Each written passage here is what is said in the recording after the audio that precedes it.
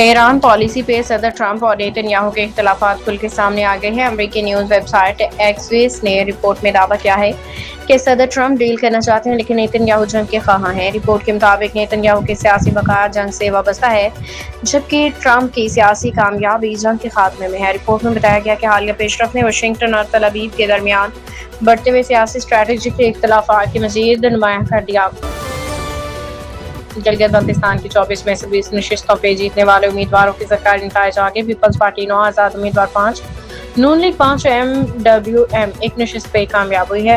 Returning افسر کی جانب سے فارم 47 کے مطابق GB1 گلگت 1 سے پیپلز پارٹی کے امجد ایڈوکیٹ کو 10,594 ووٹ لے کے کامیاب ہوئے۔